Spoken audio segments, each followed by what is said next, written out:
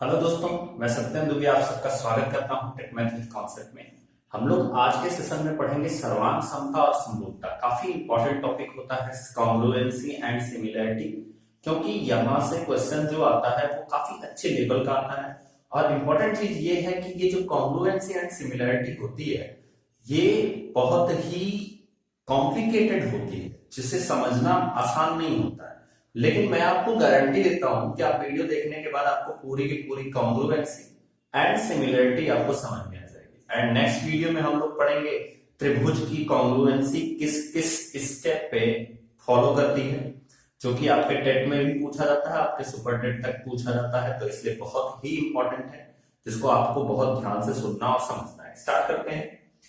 Congruency जिसे कहा जाता है सर्वांग समता, जैसा इसके नाम में ही भी आप देख पा रहे होंगे कि सर्वांग समता मतलब सर्व मतलब होता है सब, अंग का मतलब होता है जो उसके अंग होंगे, पार्ट होंगे किसी भी आकृति के। मान लीजिए मैंने एक ऐसे एक आयत ले लिया और फिर यहां भी एक आयत ले लिया, तो जब इस दोनों आयत के, ध्यान से समझना, इन दोनों आयत के सारे अंग समान, अब किसी भी आकृति के अंग क्या क्या होते हैं, तो उसमें से अंग होते हैं, उसकी भुजाएं होती हैं, उसके कोण होते हैं, ये सब उस आकृति के अंग होते हैं। जब क्या हो कि किसी भी दो आकृति के, ध्यान से समझना, किसी भी दो आकृति के शेप यानी कि उनकी आकृति, यानी कि अगर आयत है तो ये भी क्या होना चाहिए, आयत होना चाहिए, तथा उनकी माप अगर समान हो तो हम कहते हैं कि वो दोनों आकृतियां एक दूसरे के क्या है, सर्वांग सम। चूंकि हमारे सिलेबस में नेक्स्ट चैप्टर में हमें त्रिभुज की सर्वांग समता को पढ़ना है, तो हम ज्यादा फोकस पूरा का पूरा सेशन में त्रिभुज पे करेंगे। तो आपको समझ में आया सर्वांग समता क्या होती है। अब ध्यान से समझना, इसी के तरीके से मैं समरूपता आपको बताता हूं कि समरूपता की पहचान क्या होती है। अगर आप ध्यान से देखोगे, आपको वीडियो के नीचे मिलता रहेगा कि सर्वांग समता और समरूपता क्या है, आप नोट कर सकते हो हेडिंग डाल के।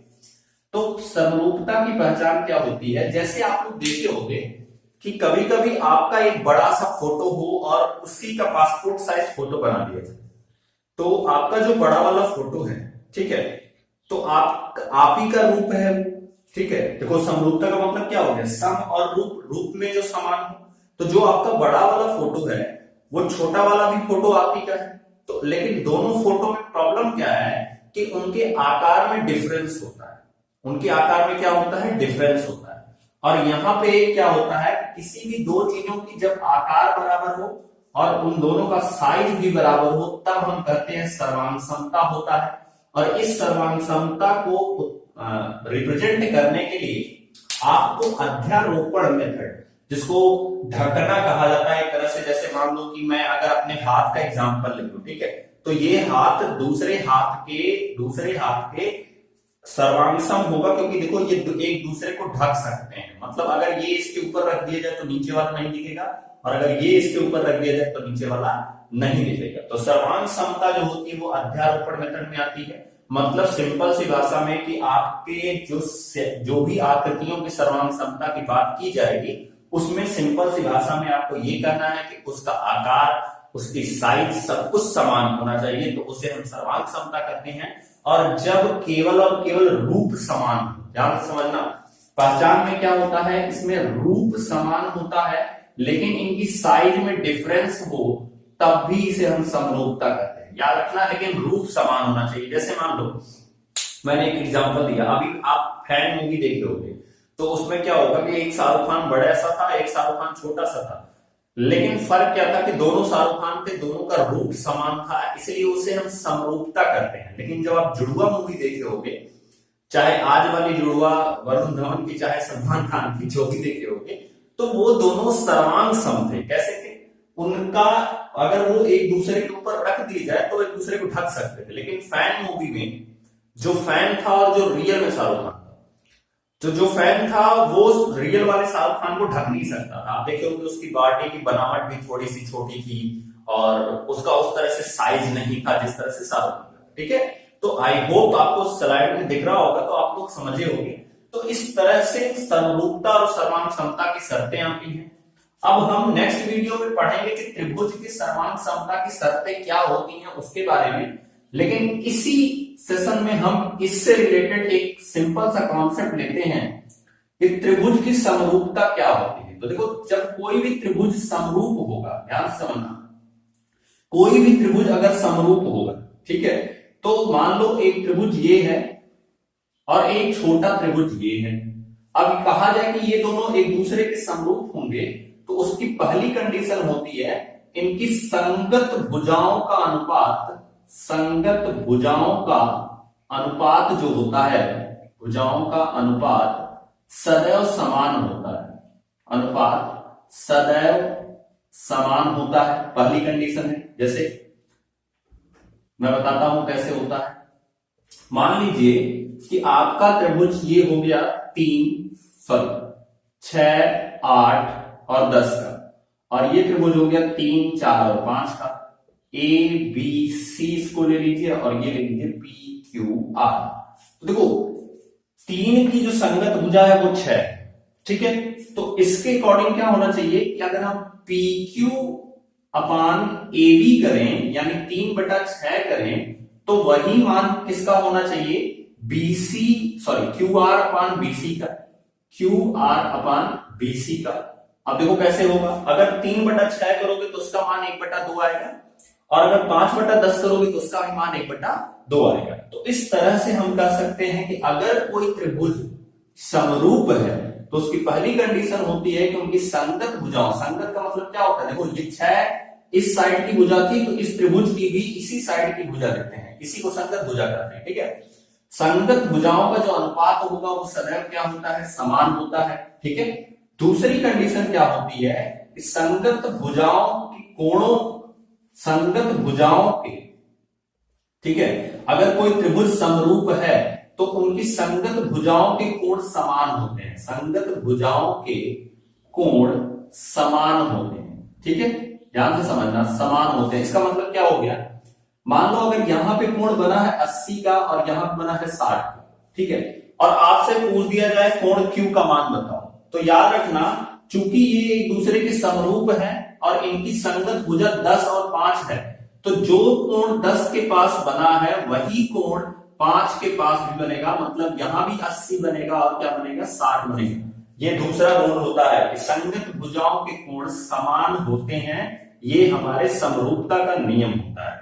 तो इससे रिलेटेड जितना भी क्वेश्चन आंसर है दोस्तों, हम वीडियो के आपकी स्लाइड के ऊपर पढ़ेंगे। हम शुरू करते हैं अपनी स्लाइड। तो दोस्तों हम करते हैं अपना क्वेश्चन आंसर। तो जैसा कि यहाँ पे पहला क्वेश्चन पूछा गया है, एक त्रिभुज ABC की भुजाओं की माप जो है AB बराबर 3 सेंटीमीटर। अगर आपसे कोई भी ऐसे सवाल दे तो तुरंत आप त्रिभुज बना लिया करो। तो हमने ABC एक त्रिभुज बना लेना है, तो ये हो गया ABC। फिर कहा है कि AB बराबर कितना है, 3 सेंटीमीटर लिख दो आप, BC बराबर कितना है 5 सेंटीमीटर, और CA बराबर कितना है 4 सेंटीमीटर। तथा दूसरे त्रिभुज PQR, तो फिर आप त्रिभुज बना लो PQR, तो P हो गया, Q हो गया और R हो गया, ठीक है। फिर लिखा गया है कि जो PQR है, सॉरी इस तरह से नहीं, हम इस तरह से बनाते हैं क्योंकि हमने यहाँ पे लिखा है, तो हम इसको इस तरह से बनाते हैं। तो PQR, जिस तरह से ABC लिखे हैं उसी तरह से PQR लिखेंगे, यानी PQR। PQ बराबर कितना लिखा गया है, 7 सेंटीमीटर। फिर लिखा गया PR बराबर कितना लिखा गया है, 6 सेंटीमीटर। QR बराबर कितना लिखा गया, 5 सेंटीमीटर। सवाल क्या पूछा है कि ये दोनों त्रिभुज समरूप हैं या नहीं, उत्तर और कारण सहित बताइए। याद रखो, मैंने आपसे अभी थोड़ी देर पहले बताया कि समरूपता की पहली शर्त होती है कि संगत भुजाओं का अनुपात, अब लिखोगे आप एग्जाम में कैसे लिखोगे, चूंकि संगत भुजाओं का अनुपात सदैव समान होता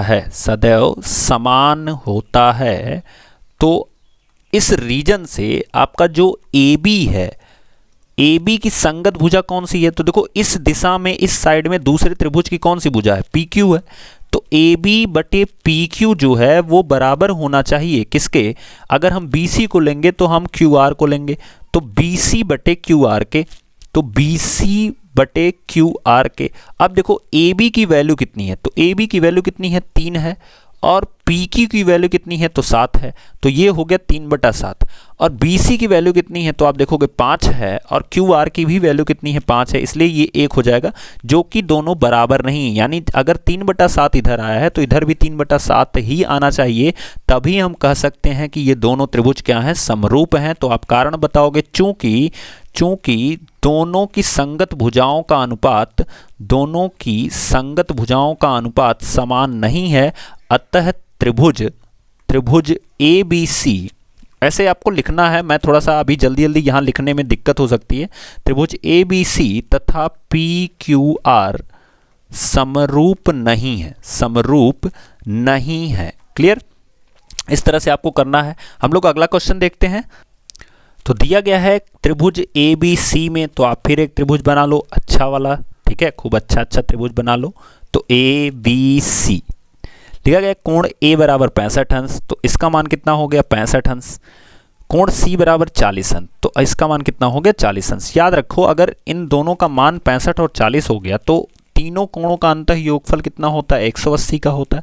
65 और 40 जो होगा 105 हो जाएगा, तो यानी कि कोण B का मान जो होगा वो 75 अंश हो जाएगा, पहले ही जान लो आप। फिर लिखा गया है PQR त्रिभुज ABC के समरूप है। एक त्रिभुज और है जिसका नाम दिया गया है PQR, और कहा गया है कि यह जो है त्रिभुज PQR यह ABC के समरूप है, जिसमें कोण Q का मान कितना दिया गया है, 65 अंश दिया गया है। कोण Q का मान कितना दिया गया है, 65 अंश, तथा PQR के अन्य दोनों का मान बताइए। तो एक चीज याद रखो कि अगर दो त्रिभुज जो कि मैंने स्लाइड में नीचे भी दिखाया था आपको, दो त्रिभुज एक दूसरे के समरूप हैं। आप लिखोगे कैसे एग्जाम में, यदि दो त्रिभुज, अगर मत लिखना, यदि दो त्रिभुज एक दूसरे के समरूप हैं तो उनके आंतरिक कोण कह सकते हो, तो उनके आंतरिक कोण जो होते हैं वो आपस में बराबर होते हैं। यानी कि अब देखो 65 अंश यहां भी था, इसका भी मान 65 दिया गया है। इसका मतलब क्या हो गया कि अगर A की तुलना Q से कराई गई है तो बाकी P और R, एक इसमें से 40 होगा और एक कितना होगा, 75 होगा। तो आप डायरेक्ट इस तरह से लिख के बता सकते हो कि अगर दो त्रिभुज एक दूसरे के समरूप हैं तो उनके आंतरिक कोण क्या होते हैं, आपस में समान होते हैं। हम लोग अपना नेक्स्ट क्वेश्चन देखते हैं। क्वेश्चन दिया गया है, कुछ आकृतियों के क्रमांक नीचे दिए गए हैं, जैसे 1 2 3 4 5 में से आपको छांटकर सर्वांग सम आकृतियां बतानी है। मैंने आपको सर्वांग सम बताया था कि जैसे मैंने शाहरुख खान का एग्जाम्पल दिखाया था, कि जुड़वा वाले मूवी का एग्जाम्पल दिखाया था, ठीक है। सर्वांग समता का मतलब होता है जुड़वा, मतलब अगर एक आकृति दूसरी आकृति को ढक ले, पूरी तरह से क्या कर ले, ढक ले, तो ऐसी आकृतियों को हम सर्वांगसम कहते हैं। लेकिन जो मैंने फैन मूवी का एग्जाम्पल बताया था, तो फैन में जो फैन होता है और जो रियल शाहरुख खान होता है उसमें डिफरेंस होता है। ये दोनों एक दूसरे को ढक नहीं सकते हैं, लेकिन क्या होता है कि बिल्कुल रूप इसी तरह से होता है, यानी रूप में समान होता है। तो ऐसी आकृतियों को समरूप आकृतियां कहते हैं। और सर्वांग समता का मतलब होता है जब वो एक दूसरे को क्या कर लें, ढक लें, जैसा कि मैंने जुड़वा मूवी का एग्जाम्पल दिया था, ठीक है। आगे देखते हैं, तो हमें ऐसी आकृतियां छांटनी है जो एक दूसरे को क्या कर लें, ढक लें, क्योंकि हमें क्या छांटनी है कि सर्वांग सम आकृतियां छांटनी है। तो आप आकृतियों में देख पा रहे होगे, अगर हम देखें तो ये जो वृत्त है ये इस आकृति के बराबर है और इसकी क्रमांक दिया गया है 6 दिया गया, 7 दिया गया, 8 और 9 और 10। तो अगर हम सर्वांग सम आकृतियां छांटना शुरू करें तो हमें क्या मिलेगा, एक जो है वो किससे कनेक्ट करेगा, 9 से, यानी 1 और 9, ये तरह से हम एक जोड़ा बना लिए, ठीक है। हमारा एक जोड़ा बन गया 1 और 9 का। दूसरा हम देखते हैं कि 2 हमारा क्या है, वर्ग है, और 6 भी क्या है, वर्ग है, तो हमारा दूसरा जोड़ा बन गया 2 और 6 का। तीसरा हम देखते हैं कि 3 और 7 जो है वो दोनों आयत हैं, तो तीसरा जोड़ा बन गया 3 और 7 का। अब जो बन गए उनको ऐसे काटते चलो, ठीक है। जैसे हमने इसको भी काट दिया, इसको भी काट दिया, इसको भी काट दिया। अब बचा क्या, त्रिभुज 4 नंबर पे है और यहाँ पे कितने पे है, 8 नंबर पे है, तो 4 और 8 बन गया एक जोड़ा। फिर उसके बाद 5 नंबर पे हमारा क्या है, समकोण त्रिभुज है। फिर उसके बाद 10 नंबर पे भी क्या है, समकोण त्रिभुज है। तो हमारा एक और जोड़ा जो बन जाएगा वो बन जाएगा 5 और 10 का। ठीक है, अब बात आती है कि देखो ध्यान रखना कि जो सर्किल है आपका वो 9 नंबर पे है, तो 1 9 का तो जोड़ा बन गया था, साथ साथ में ये 12 नंबर पे भी एक सर्किल है और 14 नंबर पे भी सर्किल है, यानी 1 9 12 और 14 जो हैं ये सर्किल की सर्वांग सम आकृतियां हैं। ये दोनों सर्वांग सम इसलिए नहीं है क्योंकि ये दोनों का रूप जो है यानी भुजाएं समान हो सकती हैं लेकिन ये एक दूसरे को ढक नहीं सकती हैं, इसलिए 11 और 13 किसी भी आकृति से कनेक्ट नहीं करता है। तो हमारा जो आंसर होगा वो होगा 1 9 12 14 जो कि वृत्त है, याद रखना इस चीज को। फिर उसके बाद 2 और 6 जो है ये हमारा स्क्वायर है, याद रखना। फिर उसके बाद 5 और 10 जो है ये समकोण त्रिभुज है, समकोण त्रिभुज है। कैसा त्रिभुज है? समकोण त्रिभुज है। 4 और 8 जो है ये हमारा सिर्फ त्रिभुज है, सिर्फ त्रिभुज है। 3 और 7 जो है वो हमारा आयत है। तो इस तरह से हमारी सारी की सारी आकृतियों का डिटेल मैंने आपको बताया। हम लोग नेक्स्ट क्वेश्चन अपना देखते हैं। दिया गया है सम्मुख आकृत त्रिभुज ABC में MN और BC समांतर हैं। ये जो MN है और ये जो BC है ये एक दूसरे के क्या है? समांतर है। तो अगर ये एक दूसरे के समांतर हैं दोस्तों, पहला क्वेश्चन लिखा गया त्रिभुज ABC के शेष कोणों की माप ज्ञात कीजिए, मतलब कोण B बताना है और कोण C बताना है। ठीक है, क्या त्रिभुज ABC त्रिभुज ANM के समरूप है? तो समरूपता का कंडीशन क्या होती है? याद रखना कि जो समरूपता की कंडीशन होती किन्हीं दो भुजाओं का जो अनुपात होता है, जैसे MN और BC का जो अनुपात है वो क्या होना चाहिए? समान होना चाहिए। तो MN और BC का अनुपात अगर समान है तब ये दोनों क्या होंगे? समरूप होंगे। ये इस चीज को भी याद रखना। और अगर समरूप हैं तो जो कोण M है वही कोण B होगा और जो कोण N है वही कोण क्या होगा? C होगा। इसका मतलब जो B की वैल्यू आएगी वो कितनी हो गई है? 60। अब चूंकि यन की वैल्यू हम कैसे निकालेंगे? किसी भी त्रिभुज के अंतः कोणों का योगफल 180 होता है। तो जब 60 और 50 जोड़ोगे तो आपको कितना मिलेगा? 110। 110 में हम 12 जोड़ेंगे तो 110 में 2 जोड़ोगे तो 112 हो जाएगा। 112 के बाद हम जब देखेंगे तो हमारे पास कितना मिलेगा? 68 डिग्री मिलेगा। ठीक है, 68 डिग्री मिलेगा। सॉरी, हाँ, 112 के बाद अगर आप 180 देखोगे तो आपके पास 68 डिग्री मिलेगा, यानी C की वैल्यू कितनी हो जाएगी? 68 डिग्री। तो इस तरह से हमारे दोनों त्रिभुज हो गए। अब पूछा गया क्या त्रिभुज दोनों समरूप हैं? तो बिल्कुल समरूप हैं। आप कह सकते हो कि AMN यानी ये वाला जो त्रिभुज है और ABC ये दोनों समरूप हैं। समरूपता का मतलब मैंने बताया था एक बड़ा या छोटा हो सकता है, लेकिन सर्वांग समता में कोई भी आकृति बड़ी छोटी नहीं हो सकती, इस चीज को याद रखना। अब दिया गया है यदि यम तथा यन क्रमशः BC और AC के मध्य भुजाओं के मध्य बिंदु हैं, यानी BC और AC के भुजाओं के मध्य बिंदु हैं, तो मैं आपको दिखाना चाहता हूं कि कहा गया है यम तथा यन जो हैं वो BC और AC के भुजाओं के मध्य बिंदु हैं। तो हम वहां से ये जो यम है, ये जो यम है और ये जो यन है ये मध्य बिंदु है। इसका मतलब अगर इस भुजा की लेंथ जो है वो 10 की हो तो ये 5 5 की होगा। ठीक है, और ये किसका किसका होगा? 5 5 की होगा। तो भुजा BC और यमयन का अनुपात ज्ञात कीजिए। तो अगर देखो ये जो लेंथ है वो आधी है तो BC और यमयन का जो अनुपात होगा वो क्या होगा? आपको यही निकालना है। अगला सवाल लिखा गया है सम्मुख चित्र में AB खंभा है, जैसा कि आप लोग देख पा रहे होंगे।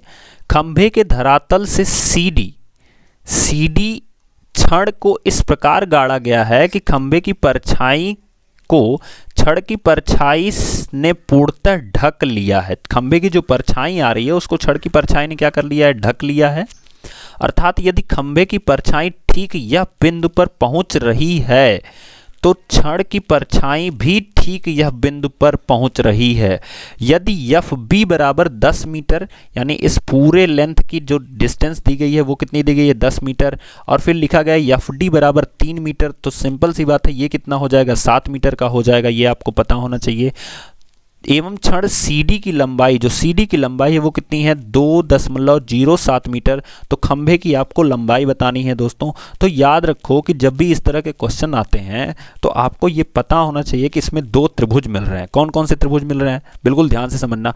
एक त्रिभुज मिल रहा है आपको FC और D, जिसमें ये 3 सेंटीमीटर की है और ये 2.07 सेंटीमीटर की है। ठीक है, दूसरा त्रिभुज मिल रहा है AB और F, जिसमें ये कितनी है? 10 सेंटीमीटर की है और इसकी लंबाई हमें पता करनी है। तो ये चूंकि ये दोनों त्रिभुज समरूप हैं, समरूप इसलिए हैं क्योंकि खंभे की जो परछाई की लंबाई आ रही है वही परछाई की लंबाई जो है वो छड़ की भी बन रही है, इसलिए हम कह सकते हैं कि ये दोनों समरूप हैं। जैसे होता है ना कि समरूपता का मतलब मैंने आपको बताया कि शकल से वो सेम होंगे, जैसे एक फोटो छोटी वाली है एक फोटो बड़ी वाली है, यही हालत है। मतलब ये जो खंभा है वो इसकी छोटी फोटो ये छड़ है, खंबे की छोटी फोटो क्या है, छड़ है। इसका मतलब CD AB अपान CD जितना होगा, यानी AB अपान CD जितना होगा वही वैल्यू होगी, AB अपान CD जितना होगा वही वैल्यू होगी, ध्यान से समझना, वही वैल्यू होगी FB अपान FD की, FB अपान FD की। क्यों? क्योंकि समरूप में आपको बताया गया संगत भुजाओं का जो अनुपात होता है वो सदैव समान होता है, यानी CD और AB का जो अगर हम रिलेशन दिखें तो AB अपान CD हमने कर दिया, ये देखो AB अपान CD हमने कर दिया यहाँ पे। अब यही रिलेशन होगा FB यानी 10 का और 3 का। अब हम यहाँ पे मान रखते हैं तो AB का मान हमें निकालना है, तो AB ऐसे रहने देना। CD की वैल्यू कितनी दी गई है, 2.07 दी गई है। FB का मान 10 दिया गया और नीचे 3 लिखा गया है, इसको यहाँ भेज देना, गुणा करा दोगे तो AB बराबर आपको मिलेगा 2.07 गुणे 10/3, और इसको आप डिवाइड करोगे तो यहाँ पे हो जाएगा 20.7/3, और जब आप भाग दोगे तो 6 3 18, बचा कितना 2, तो फिर ये 2 जो बचा है वो हमारा कितना हो जाएगा 27, तो 6 3 9 कितना हो जाएगा 27। तो इस तरह से हमारा आंसर आ जाएगा 6.9, यानी इस खंबे की जो लेंथ है वो कितनी हो जाएगी 6.9। इस तरह से हमारा ये आंसर हो जाएगा दोस्तों। तो ये था हमारा पूरा का पूरा सेशन इस क्वेश्चन आंसर से रिलेटेड। अगर आपको समझ में आया तो बहुत अच्छी बात है, आप चैनल को सब्सक्राइब कीजिए, लाइक कीजिए, शेयर कीजिए, और अगर नहीं समझ में आया तो प्लीज़ रिकॉल कीजिए पूरा का पूरा वीडियो, आप लोग समझिए, क्योंकि ये इंपॉर्टेंट है। यहाँ से एक क्वेश्चन पक्का आता है, इसी तरह के क्वेश्चन आते हैं और आपको उसमें डिसाइड करना होता है, ठीक है। और एक चीज़ और, अब हम इसके बाद लास्ट वीडियो पढ़ेंगे जिसमें हम पढ़ेंगे त्रिभुज की सर्वांग समता। तो त्रिभुज की जो सर्वांग समता है उस वीडियो में सबसे इंपॉर्टेंट चीज़ क्या है कि पूरा का पूरा मैं कंडीशन बताऊंगा कि किस किस कंडीशन की वजह से त्रिभुज सर्वांगसम कहा जाता है और क्या क्या उसके क्वेश्चन आंसर हैं, उसको भी हम खत्म करेंगे। और उसके बाद आपका पूरी मैथमेटिक खत्म हो जाएगी। उसके बाद हम लोग सिर्फ और सिर्फ इसके क्वेश्चन आंसर करेंगे प्रीवियस ईयर के। तो हम आपको बहुत बहुत विश करते हैं। अगर आप लोग पहली बार जुड़े हो तो प्लीज़ डिस्क्रिप्शन बॉक्स में जा करके पूरी की पूरी मैथमेटिक देख लीजिए, सीख लीजिए कैसे करना है। हम लोग आगे मिलेंगे दोस्तों, तब तक के लिए thank you, bye bye, Tata.